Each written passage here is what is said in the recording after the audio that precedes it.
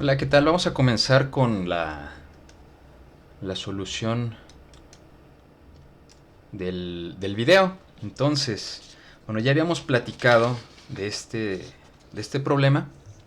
Vamos a continuar con la solución. Nada más aquí un comentario. Aquí habíamos dicho que este era W, pero bueno, este W y este W que habíamos trazado aquí no son el mismo. Vamos a distinguir este W, y este W va a ser el W del volumen de control. ¿Sale? Entonces no lo confunden. Este W es el peso que tenemos en la masa de control. Bueno, ya habiendo discutido ese punto, vamos a continuar con la solución del problema. Recordemos que ya teníamos las ecuaciones. Tenemos las ecuaciones que serían para las normales, normal 1, normal 2, menos W, que serían todas las componentes en Y, y también tenemos las componentes en X. Dijimos que debido a que la incógnita que nos están solicitando, que sería la masa, la relacionamos directamente con esto. Fx dijimos que iba a ser igual a W, entonces la ecuación que va a estar ayudándonos a resolver este problema va a ser únicamente esta. Si nos pidieran alguna de las variables que tenemos aquí en la ecuación de la componente en Y, entonces sí tendríamos que utilizar esta ecuación. No sé, que nos pidieran, por ejemplo, cuál es la reacción sobre las llantas o cuánto peso estarían cargando las llantas. Bueno, esta podría ser una ecuación que nos ayudaría.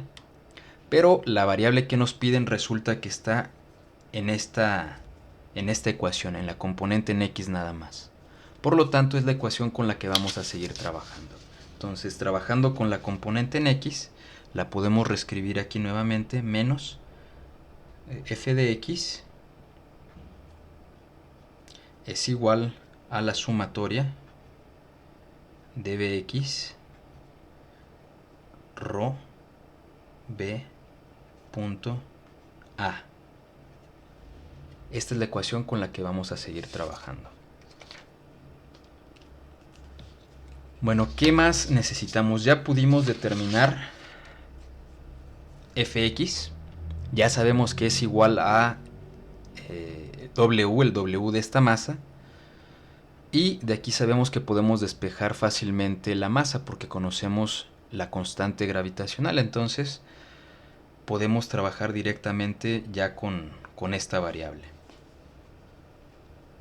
Bueno, ahora lo que nosotros necesitamos hacer es trabajar con este lado de la ecuación. Definir cuál es Bx y pues este término para cada una de las entradas y salidas que están en el volumen de control. Recordemos que tenemos dos, una aquí a la izquierda y otra aquí arriba a la derecha.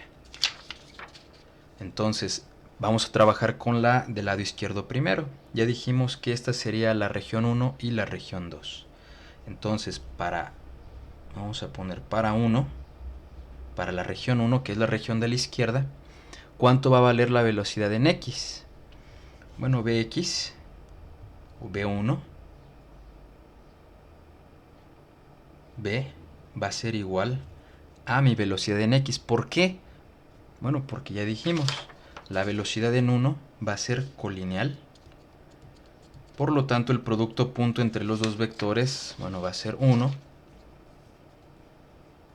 Y aquí mi B1 va a ser igual a B1X, ¿sí? ¿Qué va a pasar con el producto punto? Bueno, el producto punto sabemos que al ser vectores colineales, pues esta ecuación la podemos simplificar como menos fx igual a la sumatoria de bx por ser el producto punto entre estos dos vectores. El producto punto entre estos dos vectores lo podemos simplificar como b.n por el área. B.n, pues casualmente ya dijimos, hicimos el corte para que coincidieran, por lo tanto queda bx rho b por a. Entonces este sería b por el vector área, donde este sería la magnitud de b y la magnitud de a.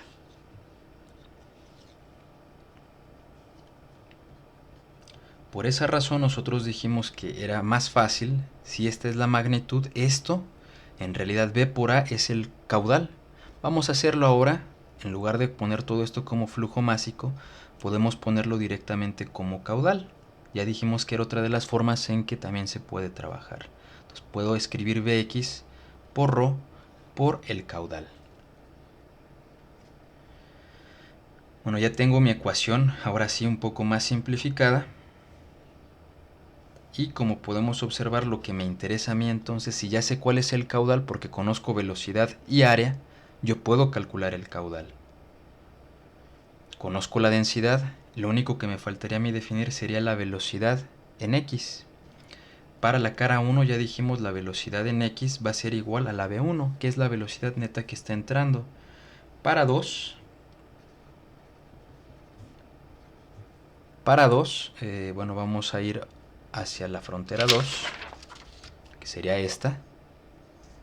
¿Qué pasa con esa velocidad? Bueno, recordemos que nos interesa la componente en x. Entonces la componente en x de b2 en x va a ser igual a b2, pero por el coseno del ángulo. Lo mismo aquí, de hecho, aquí también, bueno, aquí lo hicimos al revés, es b1x es igual a b1 por el coseno del ángulo que se tenga entre con el vector horizontal. Entonces, para este caso, vamos a decir θ1, θ2. Aquí podemos ver que el chorro entra de forma horizontal, por lo tanto, ese ángulo va a ser 0. Aquí está saliendo con un ángulo con respecto a la horizontal. Por lo tanto, B2x va a ser calculado de esta forma, B1x de esta forma, pero como el coseno con la horizontal es 0, pues nos queda simple y sencillamente B1. Y ahora sí podemos hacer la sustitución y la expansión de esta ecuación para las dos fronteras. Queda menos fx igual a, para la frontera del lado izquierdo, recordemos que el producto punto entre estos dos vectores nos dio un negativo. Entonces aquí va a ser menos bx1 ρ por el flujo volumétrico. El flujo volumétrico recordemos que es el mismo, entonces vamos a denotarlo como Q. Más, en este caso sería más porque el producto punto entre estos dos vectores es 1 positivo, entonces queda más bx2 por ρ por Q. De esta forma, bueno, lo que me interesa es determinar fx. Entonces, bueno, vamos a pasarlo. Fx va a ser igual a...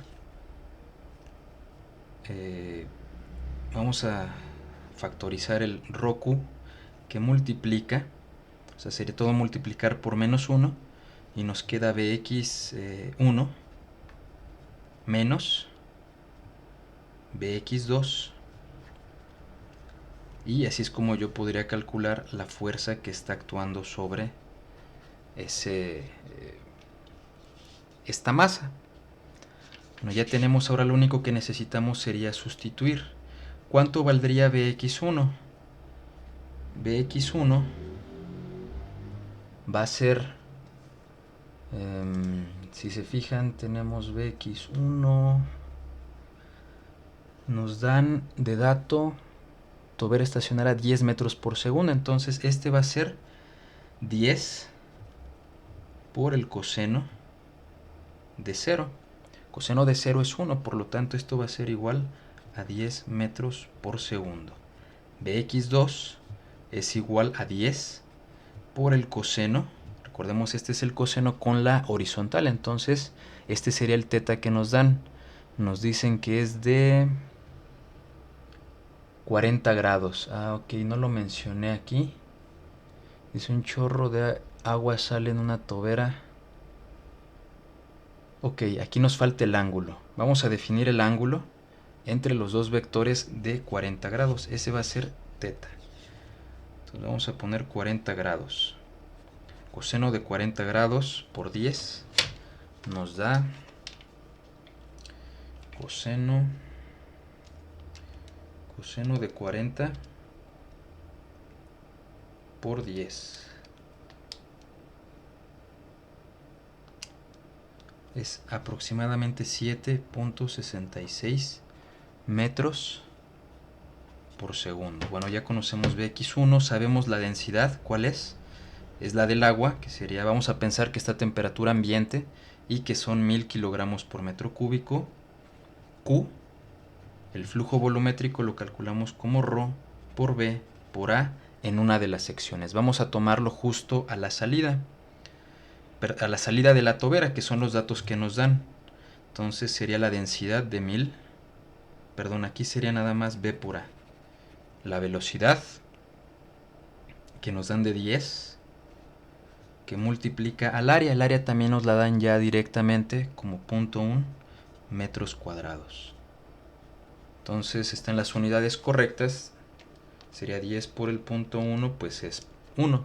Entonces va a ser 1 metro cúbico por segundo. Ahora sí podemos hacer la sustitución para calcular Fx. Fx va a ser, por lo tanto, igual a los 1000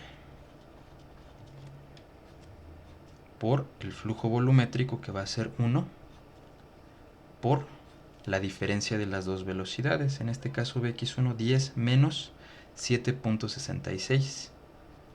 10 menos 7.66. Fx va a ser, por lo tanto, igual a, son 1000 por 10 menos 7.66. Eso es igual a 2300.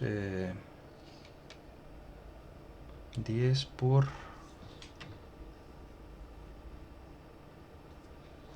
que sí, 2340. Me dio exacto. 2340 newtons. Esa sería la fuerza Fx. Y ya sabemos cómo ligar el Fx con lo que sería el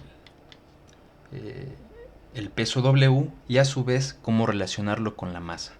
Por lo tanto, yo sé entonces que m ahora va a ser igual a Fx 2340 entre la gravedad. Vamos a tomarla como 9.81 newtons, y bueno, estas serían las unidades de aceleración. Eso nos daría 2340 entre 9.81, y son 238, vamos a dejarlo así, kilogramos. Nuevamente los invito a que siempre hagan el análisis de unidades para que vean que las unidades son correctas. Entonces esta sería la solución al problema, 238 kilogramos. Bueno, hasta aquí con este video. Gracias.